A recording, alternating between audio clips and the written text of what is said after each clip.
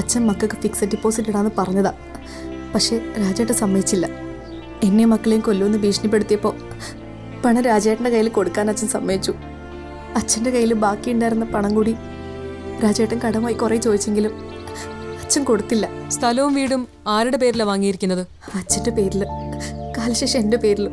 ഈ വിവരം രാജൻ അറിയാമോ? അറിയാം സർ. ഈ രാജന് മൊബൈൽ ഇല്ലേ? ഉണ്ട് സർ. പക്ഷേ അച്ഛൻ മരിച്ചെന്ന് പുലർച്ചോടെയാണ് രാജേട്ടൻ വീട്ടിൽ വന്നത്. മൊബൈൽ എവിടെ വീണു പോയെന്നും പറഞ്ഞു. ശരി, അയാൾ വന്ന ഉടനെ സ്റ്റേഷനിലേക്ക് വരാൻ പറയണം. ശരി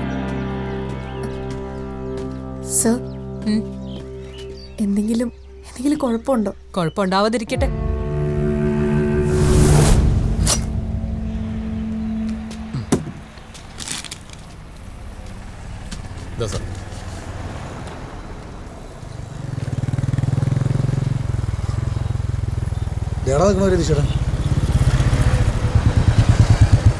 എന്താ അത്യാവശ്യമായിട്ട് കാണണമെന്ന് പറഞ്ഞു? എന്തെങ്കിലും പ്രശ്നമുണ്ടോ രതീഷേട്ടാ? ചെറിയൊരു പ്രശ്നമുണ്ട്.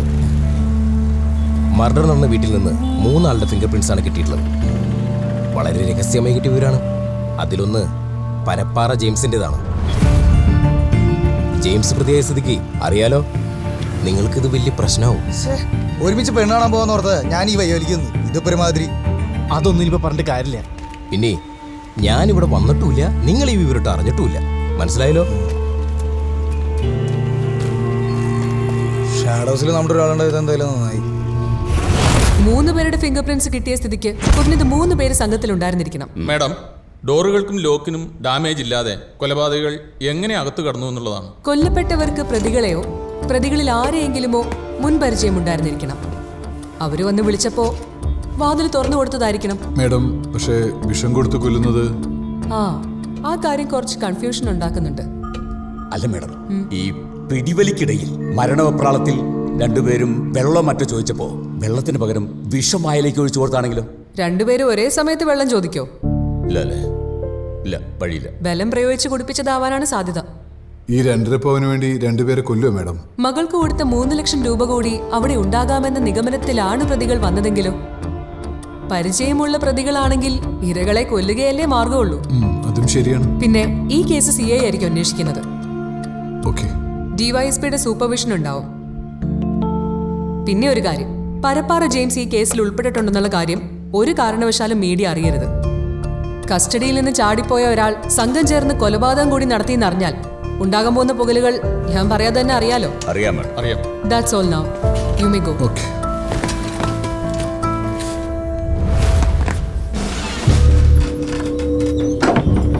ഇനി ബാക്കിലെ ഡോർ പോയി.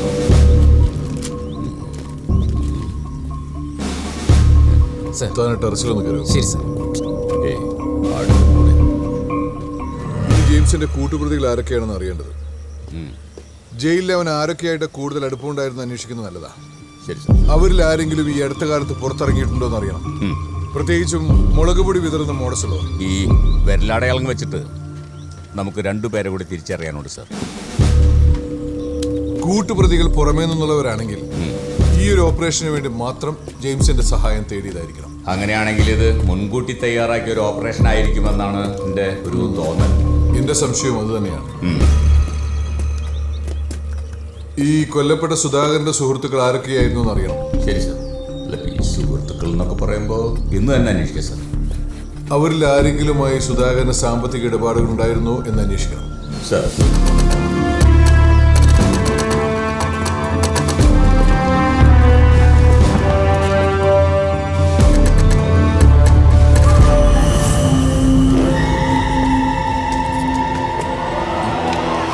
എന്താണത്? ID കാർഡാണ് സർ. നോക്കട്ടെ. ഇതാ സസ്പെൻഷനുള്ള പോലീസുകാരൻ വിഷ്ണുവിന്റെ? അതെ സർ.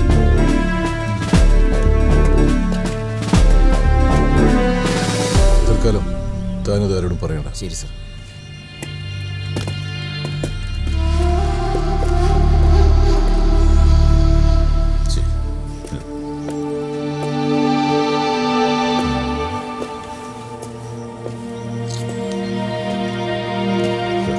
ഈ കൊലപാതകം നടന്ന രാത്രിയിൽ എന്തോ കണ്ട് പേടിച്ചു ഒരുത്തിന് ഹോസ്പിറ്റലിൽ കിടക്കുന്നില്ലേ? ഒരാളുണ്ട് സർ. പോയി കണ്ടിരുന്നോ? ഇല്ല സർ. ഇന്ന് തന്നെ പോയി കാണും. എന്തെങ്കിലും ക്ലൂ കിട്ടിയാലോ? പിന്നെ ചോദ്യം ചെയ്യൽ പോലീസ് പുറയിൽ വേണ്ട, ഒരു മയത്തിലൊക്കെ മതി. തൊലി പൊളിച്ചു കൊടുക്ക. പതുക്കെ തിന്നടാ. ഇതിന്റെ തൊള്ളയെ കുടിച്ച് ചത്തുപോകും. ചത്തുപോയപ്പോ ഞമ്മളെ കാണാൻ പറ്റുമല്ലോ കേട്ടോ. ഇവിടെ ഉണ്ടാവില്ല ആർത്തി. തീർന്ന്.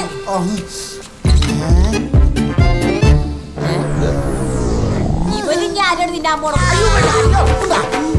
ചത്തു കുടിക്കാ ചേട്ടാ. അന്ന് ആ പേടിയേറ്റതിന് ശേഷം ഇവൻ ഇങ്ങനെയാണ് സാറേ. ഇവര് തീറ്റി മേടിച്ചു കൊടുത്ത് എന്റെ കയ്യിലെ കാശ് മുഴുവൻ തീർന്നു സാറേ. എന്നാലും കുഴപ്പമില്ല, ഇവന്റെ അസുഖമെല്ലാം ഒന്ന് മാറി കിട്ടിയാ മതി. എന്ത് തിന്നിട്ടും ഒരു വിശപ്പില്ല സാറേ. കൊല്ലു പോലെയാണ് സാറേ ഞാനിവനെ വളർത്തിയത്. ഒന്നുപോലെയായി. വെള്ളം ഞാൻ ഇപ്പൊ കൊണ്ടുവരാം. സാറേ എന്തെങ്കിലും എടുത്ത് കൊടുത്തേക്കണേ.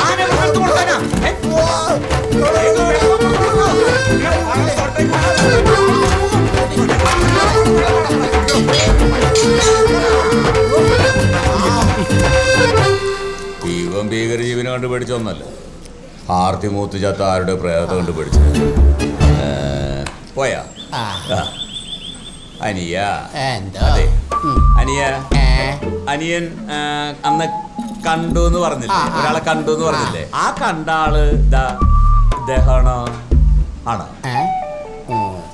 ഓറഞ്ച് എന്നാ ശരിക്കും ഓർമ്മ വരും പോലീസാരാ. ഓറഞ്ച് വേണല്ലേ? ഓറഞ്ച് അല്ല, ഓറഞ്ച് വാങ്ങിത്തരാട്ടാ. അപ്പൊ ഓറഞ്ച് തിന്നാ ഓർമ്മ വരുന്ന ആള് ഇതാണോ? ഓറഞ്ച് തിന്നിട്ട് ഓർമ്മ വന്നിട്ട് അല്ലേ? ആണോ?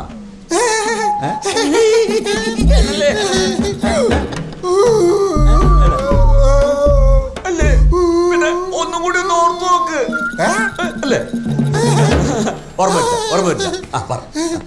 ഞാനെന്തേ അതെ അവിടെ കണ്ടത് ശരിക്കും ശരിക്കും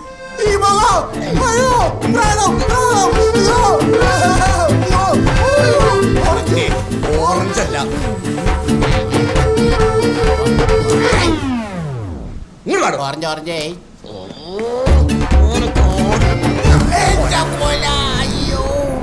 അമ്മയുടെ ഓറഞ്ച്. അല്ല സാറ് പോകുകയാണാ?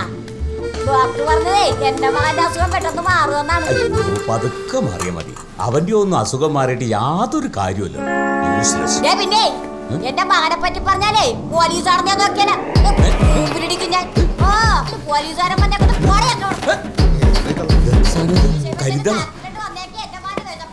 വെറുതെ മനുഷ്യർ സമയം മെനക്കെടുത്തി.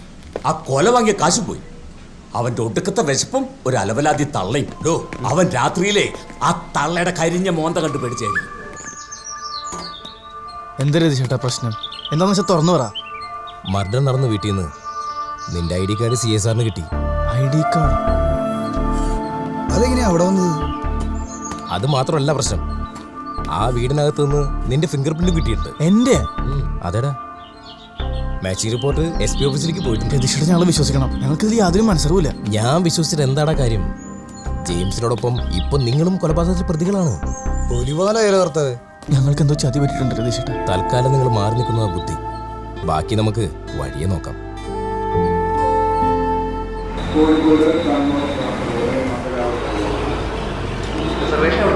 സാറേ കോയമ്പത്തൂർക്ക് ടിക്കറ്റ് ബുക്ക് ചെയ്യണം. ഇന്നത്തേക്കോ? ആ ഇന്നത്തേക്ക്. കോയമ്പത്തൂർക്കാ? അതൊക്കെ ഉണ്ട്, വാ പറയാം. ഇവിടെ തൽക്കാലം നമ്മൾ എങ്ങോട്ടാ പോകുന്ന ആരും അറിയുന്നത്. എങ്ങോട്ടാ രണ്ടുപേരും ബാഗ് തൂക്കി? അത് സാറേ ഞങ്ങളുടെ സസ്പെൻഷൻ ആയിരുന്നു ശരിയാക്കാനായിട്ടെ തിരുവനന്തപുരം വരെ ഒന്ന് പോവാ. പിന്നെ സാറ് ഞങ്ങളെ കണ്ടവരോടും പറയണ്ട. ഇവിടെ നിന്ന് ഇപ്പം ആരും വരണമെന്ന് പറയാൻ പറ്റില്ലല്ലോ. ധൈര്യമായിട്ട് പോയിട്ട് ഓക്കെ സാർ. ഞാനില്ലേ ഇവിടെ. പിന്നെ ആ തിരുവനന്തപുരത്ത് പോയിട്ട് വരുമ്പോ ചെലവ് ചെയ്യണം. അത് ഞാൻ സാറേ. ഞങ്ങൾ തിരുവനന്തപുരത്ത് നിന്ന് വന്നോട്ടെ. ശരി വിഷ്ണു, എന്താ പാരഭാസ്കരന്റെ മുന്നിലാണല്ലോ ചെന്ന് വിട്ടത്. ഇനി ഈ ലോകത്തറിയാൻ ആരും ബാക്കിയുണ്ടാവില്ല. പറയട്ടേന്ന്. അതല്ല ഞാൻ തിരുവനന്തപുരം എടുത്തു പറഞ്ഞത്. എടാ ഈ ദൃശ്യം സിനിമയിൽ ലാലേട്ടൻ പോലീസുകാരെ പറ്റിക്കണം ഇങ്ങനെയാണ്. ആണോ? പിന്നല്ലാതെ. എടാ നമ്മൾ കോയമ്പത്തൂർക്ക് ടിക്കറ്റ് ബുക്ക് ചെയ്തു. തിരുവനന്തപുരം SI ബാസറിനോട് പറയും. പക്ഷെ നമ്മൾ മറ്റിടത്തേക്ക് പോകണം. ആണോ? പൊളിച്ച്. അപ്പൊ അങ്ങനെയാണ് കാര്യങ്ങൾ. ഇതാണ് മൻസൂർ. അസ്സലാമു അലൈക്കും. വാലേക്കും അസ്സലാം. മനസ്സിനെ കുറിച്ച് വിഷ്ണു പറയാറുണ്ട്. മൻസൂർ നല്ല വിക്രട്ടാ. പിന്നെ അത്യാവശ്യം നാടകവും കലാപരിപാടികളൊക്കെ ഉണ്ട് കയ്യിൽ. അങ്ങനെയൊന്നും ഇല്ല. അതൊക്കെ കളിക്ക് 350 രൂപ ഇടുന്ന കാലത്ത് ഇപ്പം ബിസിനസ് തുടങ്ങിയാൽ അതൊക്കെ നിർത്തി. അല്ല നമ്മളിപ്പോ എങ്ങോട്ടാ പോകുന്നത്? അത് പറയാൻ പറഞ്ഞു. എൻ്റെ മാമാൻ്റെ ഒരു പുര, മൂപ്പര് വലിയൊരു പുര ഉണ്ടാക്കിയിട്ട് ഇവിടെ വന്നപ്പോൾ 2 ദിവസം താമസിച്ചു. ഇതിന് മൂപ്പര് പറയാം, മൂപ്പര് ഉദ്ദേശിച്ച പുരതല്ല, മൂപ്പര് ഫാമിലി ആയിട്ട് പിന്നെയും ദുബായിക്ക് കാര്യങ്ങളൊക്കെ ഞാനാ നോക്കണേ. അവിടേക്ക് നമ്മൾ പോകും. അവിടെ ആകുമ്പോൾ ഫുള്ള് സേഫാണ്. I think the picture is clear now. Parappara James ചാടിപ്പോയതായി വിഷ്ണുവും റോയും ചേർന്ന് ഒരു കഥയുണ്ടാക്കുന്നു. ഇതിനിടയിൽ എങ്ങനെയോ വണ്ടാഴി പാപ്പച്ചൻ വന്ന് വീണു. രണ്ടാളും കടത്തിൽ മുങ്ങിയിരിക്കുന്ന സമയമല്ലേ പരപ്പാറ ജെയിംസ് എന്തെങ്കിലും പറഞ്ഞ് അവരെ പ്രലോഭിച്ചിട്ടുണ്ടാവണം. അങ്ങനെ ഒരു മണ്ടത്തരം അവർ ചെയ്യോ സർ? പോലീസ് ഡിപ്പാർട്ട്മെന്റിനെ എന്നും ചീത്തപ്പേരുണ്ടാക്കിയിട്ടുള്ളൂ ആ യൂസ്ലെസ്സുകൾ. കൊലപാതകം നടന്ന വീടിന്റെ സമീപത്ത് വെച്ച് തന്നെ അന്ന് പുലർച്ചെ 3 മണി വരെ അവർ രണ്ടാളുടെയും മൊബൈൽ ടവർ ലൊക്കേഷൻ കാണിക്കുന്നുണ്ട്. അതിനെക്കുറിച്ച് തനിക്ക് എന്താ പറയാനുള്ളത്? റോയുടെ ഫോൺ പിന്നെ സ്വിച്ച് ഓഫ് ആയി. അവിടുന്ന് കിട്ടിയ ID കാർഡും വീടിനകത്തുനിന്ന് കിട്ടിയ വിഷ്ണുവിന്റെ വിരലടയാളം കൂടി ആയപ്പോ കാര്യങ്ങൾ ക്ലിയർ ആയില്ലേ? അങ്ങനെയൊക്കെ ആണെങ്കിലും അവരൊരു കൊലപാതകത്തിന് കൂട്ടുനിൽക്കുമെന്ന് എനിക്കങ്ങോട്ട് വിശ്വസിക്കാൻ പറ്റുന്നില്ല സർ. എനിക്ക് പൂർണ്ണ വിശ്വാസമുണ്ട് ഇതിന്റെ പിന്നിൽ അവന്മാർ തന്നെയാണ്. തനിക്ക് ഇപ്പോഴും അവരുടെ ഒരു സോഫ്റ്റ് കോർണർ ഉണ്ട്, അതെനിക്കറിയാം. അവരുടെ അച്ഛന്മാരുടെ ബാച്ച്മേറ്റ് ആയിരുന്നല്ലോ താൻ. അവർക്ക് ഈ കേസുമായി ബന്ധമില്ലെങ്കിൽ പിന്നെ എന്തിനാണോ ആ SI ബാസറിനോട് തിരുവനന്തപുരത്തേക്ക് പോവാന്ന് കള്ളം പറഞ്ഞിട്ട് അവർ തമിഴ്നാട്ടിലേക്ക് മുങ്ങിയത്?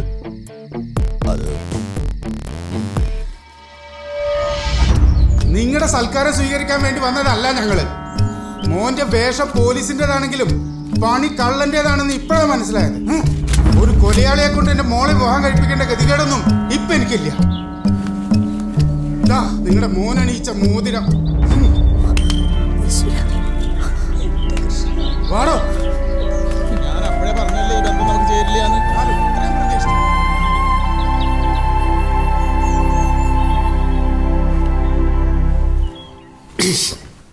കംപ്ലീറ്റ് പൊടിയാണല്ലോ. ഒരടിച്ചേൽക്കാർ ജാനുവിനെ വെക്കാൻ പറഞ്ഞാൽ മാമൻ കേൾക്കൂല. ഇത് മൊത്തം ഞാൻ തന്നെ ചെയ്യേണ്ടി വരും.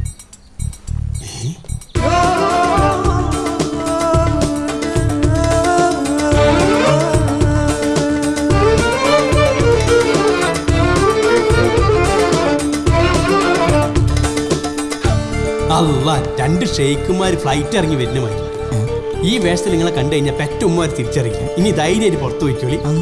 പക്ഷെ ഈ പോലീസിന്റെ സ്റ്റൈലൊക്കെ ഒന്ന് മാറ്റണം. ആ മസിൽ കൊടുത്താണ്ട് ഒഴിവാക്കി. മനസ്സിലായി? എവിടെ വരെ നിങ്ങളെ 2 മൊബൈൽ ഇപ്പോൾ പാണ്ടിലോറിയിൽ കേരള ബോർഡർ കഴിഞ്ഞിട്ടുണ്ടാവും. ഇനി പോലീസിന്റെ അന്വേഷണം മുഴുവൻ തമിഴ്നാട്ടിലേക്കും. നിങ്ങൾ പോലീസ് രേഖാചിത്രം വരയ്ക്കുന്നതാണല്ലേ? അങ്ങനെയാണ് ആ ഒളിഞ്ഞു നോട്ടക്കാരുടെ രേഖാചിത്രം ഒന്ന് വരച്ചു നോക്കി.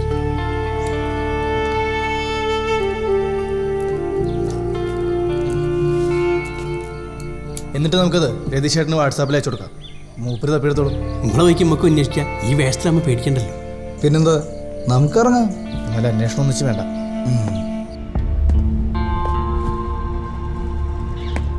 ഗോപാലൻ, അന്ന് രാത്രി കണ്ട നീ വരല്ലേ?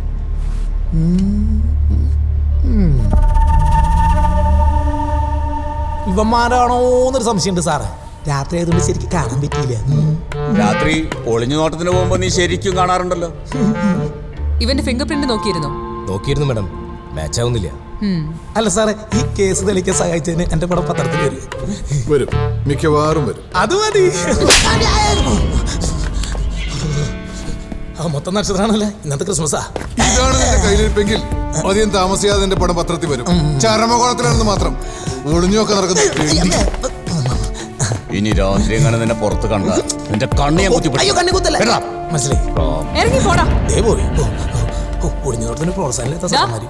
എന്തോ ആവശ്യം വന്നാ വിളിപ്പിക്കും. വന്നോണം. പിന്നെ എന്റെ പട്ടി വരും. വിളിച്ചു വരുത്തിട്ട് കണ്ണു കുത്തി പൊട്ടിക്കാനല്ലേ?